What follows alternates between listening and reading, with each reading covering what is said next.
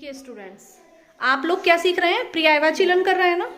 तो पर्यायवाची शब्द को आपको रटना नहीं है, आपको उन्हें समझना है कि पर्यायवाची शब्द क्या होते हैं।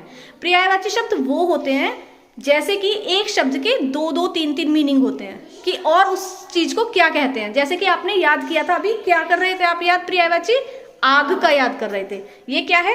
आग। ठीक है, अब बताइए आग को आप क्या क्या कहते हैं? हम आग को अग्नि भी कहते हैं, अनल भी कहते हैं, पावक भी कहते हैं। तो देखो कितने नाम हुए आग के? कौन कौन से? अग्नि, अनल, पावक। याद हो गया?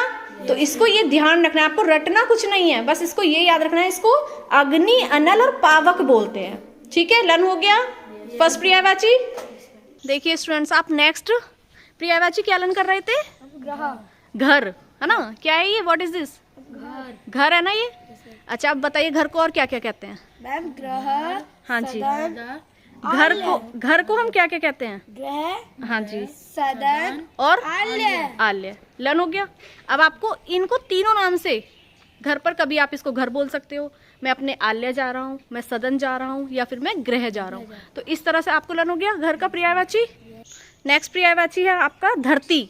देखिए बच्चों, ये है धरती। ठीक है, क्या है ये? धरती। धरती। देखिए हम धरती को क्या क्या बोलते हैं? बताइए धरती को क्या क्या बोलते हो आप लोग? धरा, भू, भूमि। बस आपको इसमें सिंपल है, इसको रटना नहीं है, क्रैम नहीं करना, इसको समझना है कि हम धरती को धरा भी कहते हैं, भू भी कहते हैं और भूमि भी कहते हैं। लर्न हो गया? चलिए देखिए नेक्स्ट पर्यायवाची। देखिए आप अपना लर्न कर रहे हैं दिन। क्या हो रहा है ये? कैसा दृश्य है हमारा? ये दिन का दृश्य है। दिन हो रहा है। इसको हम क्या क्या बोल सकते हैं? दिन को आप इसे दिन बोलते हैं ना नॉर्मल लाइफ में, इसको कभी दिवस भी बोल देना, दिवा भी बोल सकते हो और वार भी बोल सकते हो।